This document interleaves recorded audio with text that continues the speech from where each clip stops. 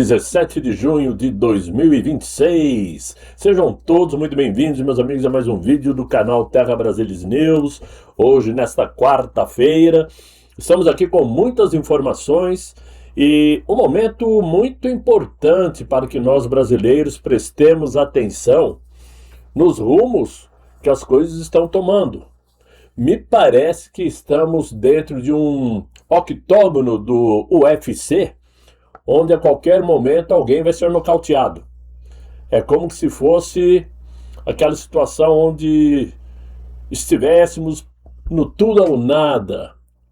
Vejam só, há muito tempo, pelo menos desde 2018, quando o Supremo Tribunal proibiu a perícia nos celulares daqueles advogados do Lobo Solitário, Adélio Bispo, nós conservadores estamos criticando, e com muita razão, a atuação desta corte e de alguns de seus integrantes em especial.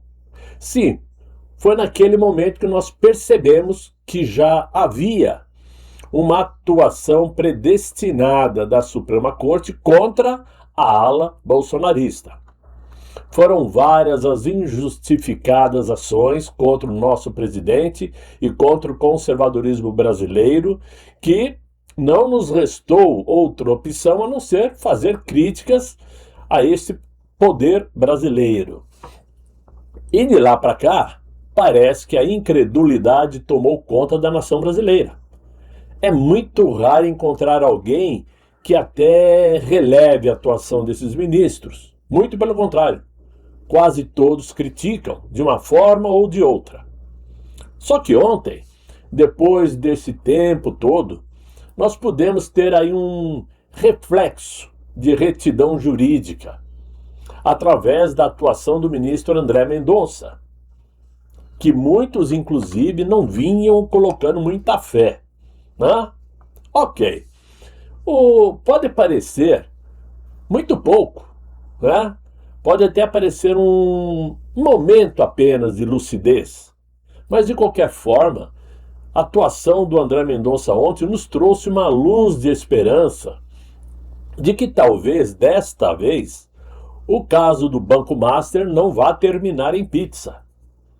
Eu sei que é muito pouco para acreditar nisto, até porque estamos falando de figuras graúdas da sociedade brasileira, do sistema político brasileiro, mas penso que a vida pode sim nos proporcionar alguns momentos de boas expectativas.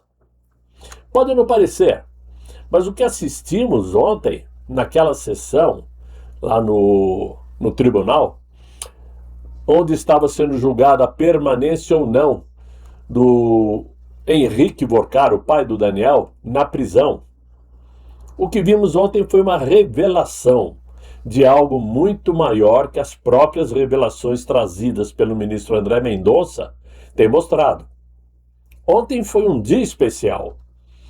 Ficou estampada a verdadeira engrenagem de como funciona o sistema político, o sistema financeiro e a governança do Brasil.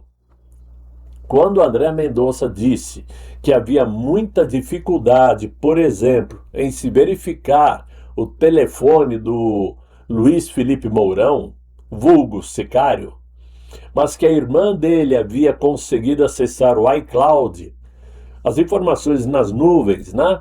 E descoberto arquivos que podem destruir a família Vorcaro, ele, Mendonça, mandou a Polícia Federal quebrar o sigilo dessas informações nessa semana, e a expressão dele deixou muito claro o grau de gravidade do que está por vir.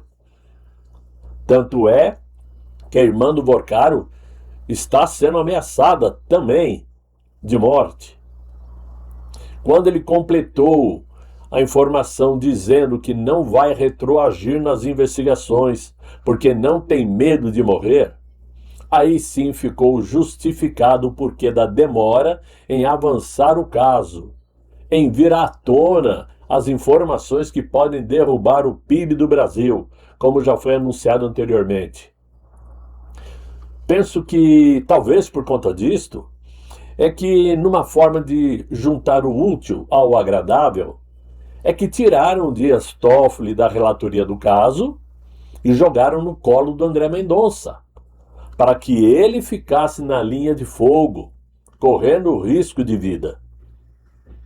Já sabemos que figuras dos três poderes estão envolvidas nesse escândalo, que pode ser o maior escândalo financeiro do mundo, conforme deixou claro o próprio ministro Mendonça.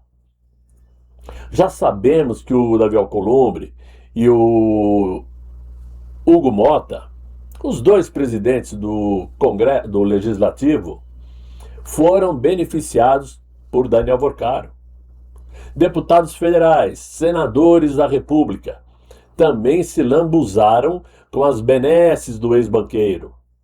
E sabemos também que ministros do Supremo foram beneficiados e sabemos, por fim, também o envolvimento direto do Palácio do Planalto, nesse jogo que alimenta a engrenagem corruptiva do Brasil. De ontem para hoje, já veio notícias de que a Polícia Federal revelou reuniões secretas do Vorcaro ao estilo gangster, mafioso, dentro de carros, né? Já veio à tona a descoberta de um número telefônico de um celular na Colômbia, né? Tudo do grupo do Vorcaro. Já foi revelado pelo ministro Mendonça que a Polícia Federal revelou a atuação da turma do Vorcaro com fuzis, metralhadoras, armas raspadas, que parecia a Rússia de Putin.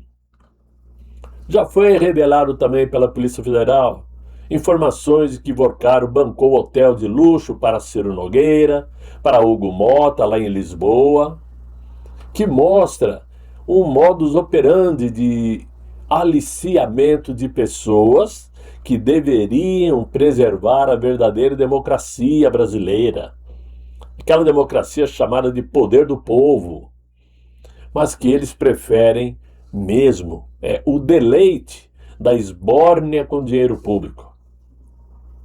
Mas sempre fica aquela pergunta: por que figuras como o Ciro Nogueira, por exemplo, ainda não foi preso, já que existem provas robustas de enriquecimento ilícito, de envolvimento direto com Daniel Vorcaro? Por que ele ainda não foi preso? Aliás, foi revelado também pela própria Polícia Federal que o Ciro Nogueira recebeu ao menos 6 milhões de reais em mesadas do Vorcaro entre 2024 e 2025. Sem contar apartamento duplex aqui nos Jardins, que ainda está em construção, uma outra mansão no Jardim América e por aí afora. Não podemos nos esquecer, meus amigos, por exemplo, que por uma simples exposição de pensamento, o ex-deputado federal Daniel Silveira foi e continua preso, hoje num regime aberto, mas com tornozeleira eletrônica. Está preso desde fevereiro de 2021, só por ter falado. Não podemos nos esquecer de todos os que foram e continuam presos pelo fantasioso caso do dia 8 de janeiro, né? Que nenhum argumento jurídico consegue explicar. Então, essa situação está para lá de perigosa, para lá de tensa, porque a cada dia que passa informações vão surgindo e, obviamente, a negativa da Polícia Federal e da Procuradoria-Geral da República em aceitar a delação de Daniel Vorcaro mostra aquilo que eu disse no vídeo de ontem. Ou eles não querem que venha à tona verdades incômodas, ou Daniel Vorcaro está esperando que o próprio Supremo acabe com o caso, assim como terminaram com a Lava Jato. Que, aliás, o senhor Gilmar Mendes tentou vincular ontem na sessão ao caso do Banco Master, onde o André Mendonça, com muita firmeza, deu uma lapada, dizendo que não tem nada a ver com Lava Jato. Ele não está julgando Lava Jato, está julgando o caso Master. E vai continuar. É muito complicada a situação. E para provar isto, e agora falando inclusive sobre a tensão envolvendo as relações diplomáticas entre Brasil e Estados Unidos, o que eu posso dizer é que esta viagem do mandatário brasileiro ao G7, onde praticamente foi como um penetra, serviu muito mais para tornar a relação muito mais difícil do que já estava. Eu vou explicar o porquê. Foi um tiro no pé. Em um cenário em que o mandatário brasileiro sonhava com uma reunião bilateral com Donald Trump, o que ocorreu foi apenas um breve cumprimento, focado apenas na cordialidade que o evento exige, mas não o suficiente para propor uma conversa.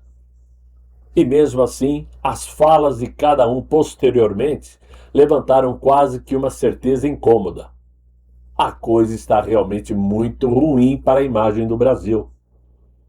Donald Trump ignorou o mandatário brasileiro durante o evento, não deu atenção e afirmou em uma entrevista logo após o evento do dia, por exemplo, que o Brasil vive um momento politicamente muito difícil e fez referência tanto às próximas eleições presidenciais no Brasil, quanto à recente decisão americana de classificar os dois grupos do crime aqui no Brasil. Pouco depois, ao ser questionado sobre tarifas e sobre o relacionamento entre os dois países, Donald Trump elevou ainda mais o tom ao afirmar que a situação política brasileira está perigosa, sinalizando preocupação com os rumos do Brasil e com os desafios enfrentados pelo governo brasileiro. Essas declarações, claro, provocaram obrigatoriamente uma reação imediata do mandatário brasileiro, para não dizer que engoliu a seco, que acabou respondendo que Donald Trump não pode se meter nas eleições do Brasil, quase que afirmando que ele vai, defendendo que o processo eleitoral brasileiro deve ser decidido exclusivamente pelos cidadãos do Brasil, sem interferências externas. Disse ainda que a soberania brasileira precisa ser respeitada e que nenhum líder estrangeiro vai tentar influenciar as escolhas políticas dos brasileiros. E disse isto como se já estivesse predestinando que vai acontecer se uma interferência. Ah, se vai. E eu também acho que vai. Se o Biden pôde interferir em 2022, por que o Trump não pode interferir agora?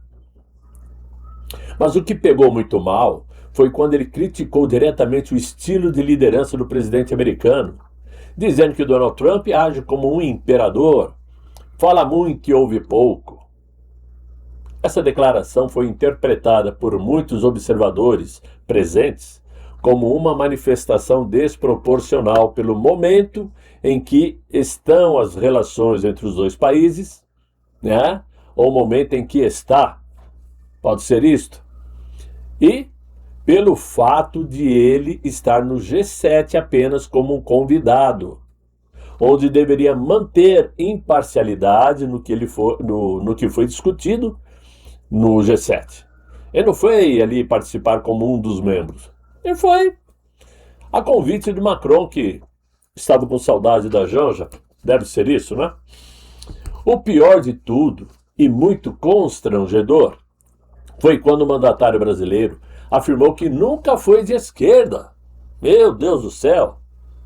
Tentando, segundo alguns participantes, afastar aquela marca ideológica que é frequentemente associada a ele no cenário internacional. Todo mundo sabe que ele é sim de esquerda, e aqui no Brasil nós sabemos que ele é de extrema esquerda radical. Mas para piorar a situação e mostrar que as coisas vão de mal a pior, os Estados Unidos brecaram o início do processo formal da indicação do novo embaixador americano no Brasil. Já estava em andamento. Estados Unidos deu um break. Até o momento, Washington não solicitou ao governo brasileiro o chamado agreement, acordo, procedimento diplomático que representa a aprovação prévia do país que receberá o representante estrangeiro. A demora indica cautela por parte da administração americana e sugere que os Estados Unidos deverão continuar sem embaixador no Brasil. Aí eu fico me perguntando, aqui com os meus botões, né, como se costuma dizer, será que esta dificuldade diplomática do atual momento entre os dois países não tem alguma relação com o fato de os Estados Unidos também estarem investigando o Banco Master no território americano e, consequentemente, fazendo alguma pressão adicional ao governo brasileiro para que o caso seja solucionado de um jeito ou de outro? Eu tenho procurado informações em matérias americanas, jornais americanos, tentando encontrar alguma explicação do que vem acontecendo, porque de fato eu sei que a investigação está ocorrendo por lá também. Ainda pode ser um pensamento prematuro de minha parte, mas levando-se em conta que a troca de informações hoje se dá quase que de forma instantânea, podemos pensar nessa opção, sem dúvidas. Até porque o próprio presidente americano Donald Trump já comentou hoje que o Bolsonaro Júnior foi condenado no Brasil e vai ser preso, trocando inclusive o nome do Eduardo pelo Flávio. Quem foi condenado foi o Eduardo. E claro, o Eduardo só vai ser preso se voltar ao Brasil, porque o Supremo, através do relator, né, vai sim, claro, pedir a extradição do Eduardo e vai quebrar a cara, que não vai haver extradição de nada, até porque o Eduardo já está regularizado no território americano, vai estar protegido, então não vai ter esse risco. Mas, infelizmente, para nós, ele vai ter que cumprir 8 anos de inelegibilidade depois do suposto 4 anos de pena que ele tem que cumprir. Ou seja, se ele voltasse hoje, o Eduardo só poderia concorrer novamente a um cargo público daqui a 12 anos. Um absurdo, né? Não dá nem para imaginar uma situação dessa como realidade. Parece um sonho, ou melhor dizer, um pesadelo.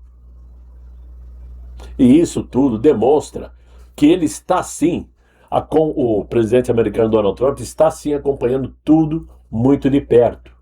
E essa situação não vai ficar do jeito que está. Vai ter resposta. Resposta tarifária, possivelmente imposições de Magnitsky, cassação de vistos americanos, vai ter pressão. Disto vocês podem ter certeza. Porque não é possível que uma situação tão tensa entre um país que vem agredindo a soberania americana, mandando agentes investigarem lá dentro do território americano sem autorização do governo Trump, é claro que isso não vai terminar bem. E quando eu falo que o Eduardo não vai ser preso, o mesmo eu falo sobre o ministro Moraes, que vai ser penalizado nos Estados Unidos porque não apresentou defesa em tempo hábil. Seu julgamento lá do Rumble e da mídia Trump vai acontecer a revelia, ele vai ser condenado, né? Mas também não será preso. Ele vai receber uma multa, né, do governo americano. Também não vai pagar, porque ele não pretende pisar nos Estados Unidos. Porque se pisar, lá ele fica. Lá ele fica. Então não existe, eu vi alguns vídeos aí do pessoal falando, ele vai ser preso nos Estados Unidos. Não, isso não vai. Até porque não vai até lá. Né? E o julgamento dele foi um julgamento civil, não foi criminal. Ele não foi condenado à prisão, foi condenado a pagar uma indenização que é grossa. Né? Mas que não dá cadeia. Infelizmente para nós, né?